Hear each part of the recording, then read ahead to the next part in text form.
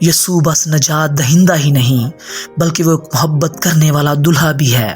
پرانے وقتوں میں اسرائیلی شادی ایک عام تقریب نہیں تھی، یہ ایک محبت، وفاداری اور عہد کا نشان تھا۔ یہودی شادی 3 مراحل پر مشتمل ہوتی تھی۔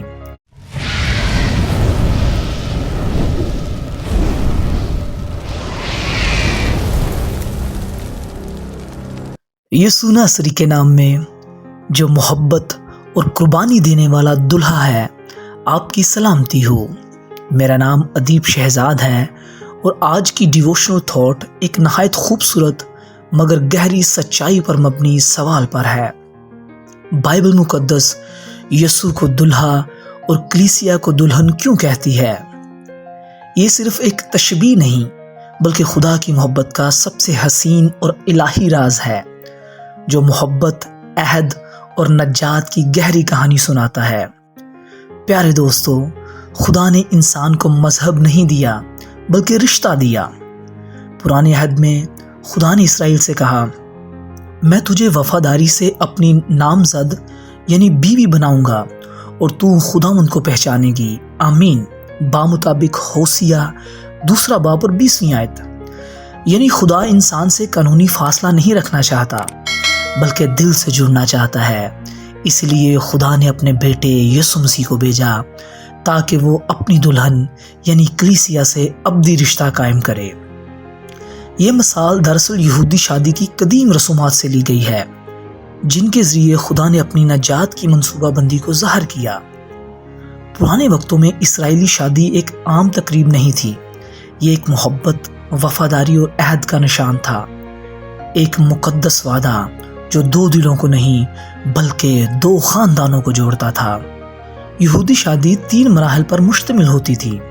نمبر 1، منگنی، بیٹروتھل یعنی عہد کا آغاز۔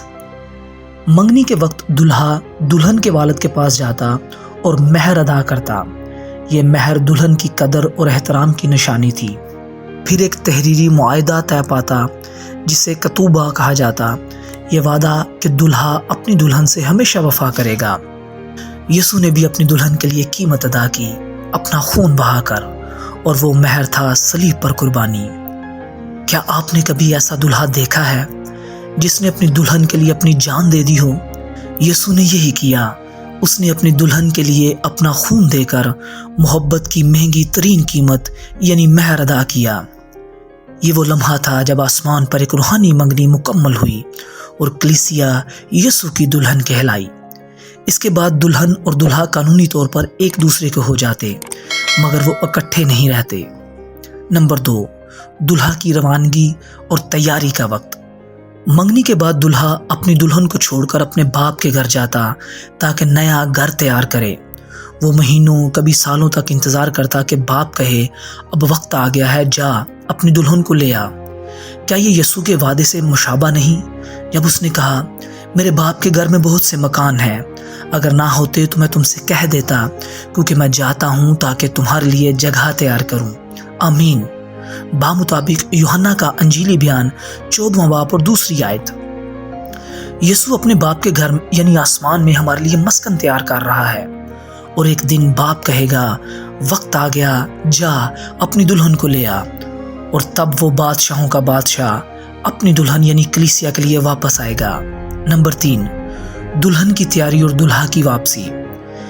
اسی دوران دلہن اپنے لباس، دل اور زندگی کو پاک رکھتی۔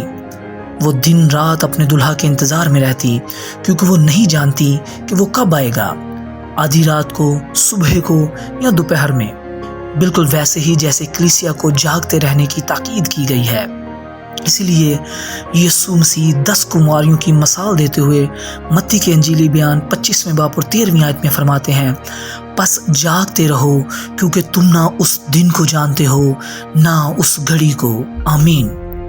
جب دلہا تیار ہو جاتا وہ شور اور بگل کے ساتھ آتا اور اپنے دوستوں کے ساتھ دلہن کو لینے جاتا۔ دلہن خوشی سے نکلتی اور دونوں ایک شادی کی ضیافت میں شامل ہوتے۔ یہی منظر مکاشفہ 19 باب اور 7 آیت میں نظر آتا ہے۔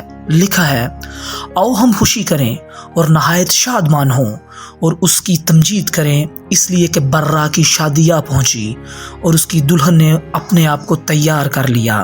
آمین۔ یہ وہ دن ہوگا جب یسوع دلہا اپنی کلیسیا دلہن کو لینے آئے گا۔